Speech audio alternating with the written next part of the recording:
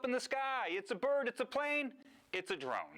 This lesson, we're going to go over how the drone actually physically flies through the air. Drones. Like, I want to show you exactly what we're talking about. These aircraft are a lot smaller than the ones used by the military and the government. In fact, anyone can buy one of these, and for that reason, there is a new push for privacy. I mean, this is a completely new thing. People are definitely gonna get afraid at the very beginning. Just like 100 years ago, when we first invented the airplane, right? বিয়ের video থেকে শুরু করে শত্রু দেশের উপর নজরদারি এবং প্রয়োজনে বোমা বর্ষণ।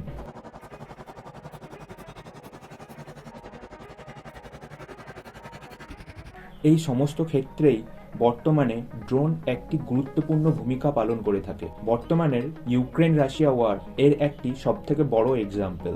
রাশিয়া এবং ইউক্রেন দুই দেশই একে অপরের উপরে সার্ভিলেন্স এবং অ্যাটাকের জন্য ড্রোনের ব্যবহার করে। এছাড়া আমেরিকা এর আগে আফগানিস্তান ও মিডল ইস্টের অন্যান্য দেশগুলিতে ড্রোনসের ব্যবহার করেছে। ভারত ও তার তাপাস ড্রোনের সঙ্গে এই ড্রোন রেসে অংশগ্রহণ করলেন। কিন্তু অন্যদিকে 18 সেপ্টেম্বর 2019-এ পাঞ্জাব পুলিশ স্টেটমেন্ট দেয় যে তারা তারন ডিস্ট্রিক্টে জিপিএস গাইডেড ড্রোনস এর ইলিগাল প্রবেশকে মনিটর করে। এই ড্রোন বেআইনিভাবে প্রবেশ করে এবং ড্রাগস, হাতিয়ার ও নকল টাকার সাপ্লাই করে ভারতে। পাঞ্জাব পুলিশ এর রেসপন্সে 5 জন ব্যক্তিকে অ্যারেস্ট করেন। ইকোনমিক টাইমসের মতে ক্রস বর্ডার ড্রোন টেরোরিজমের এটি প্রথম কেস ছিল। কোইন্সিডেন্টলি ঠিক 2 মাস আগেই পাঞ্জাবের তারন ডিস্ট্রিক্ট পুলিশ স্টেশনে একটি রকেট চালিত গ্রেনাইট এসে হিট করে।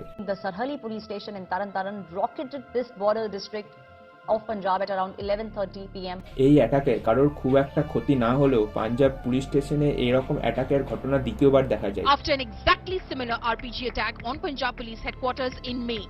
এরপর 9 মে 2022-এ অমৃতসরের ভরোপাল গ্রামে বিএসএফ প্রথম একটি ড্রোনকে শটডাউন করে এবং ড্রোনের সঙ্গে হাতিয়ার এবং ড্রাগস ইত্যাদি একত্রে ধরে ফেলে।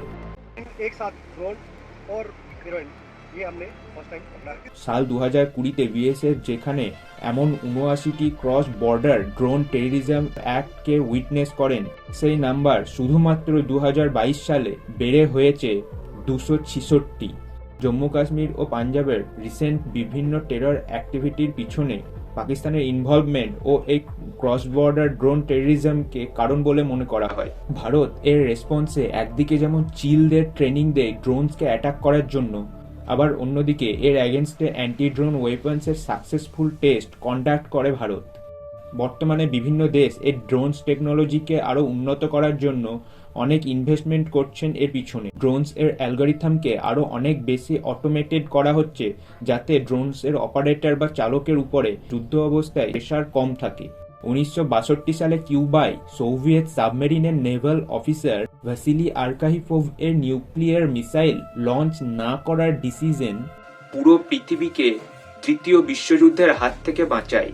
ভবিষ্যৎ প্রজন্মের কাছে আনম্যান্ড ভেহিক্যাল বা মানবহীন যন্ত্রাংশের ভূমিকা যে অনেকখানি হবে তাতে কোনো সন্দেহ নেই, কিন্তু এই উন্নত টেকনোলজির ব্যবহারের ক্ষমতা যে মানুষটার হাতে থাকবে সে কতটা রেসপন্সিবল তার উপর নির্ভর করবে আমাদের ভবিষ্যতের সমাজ।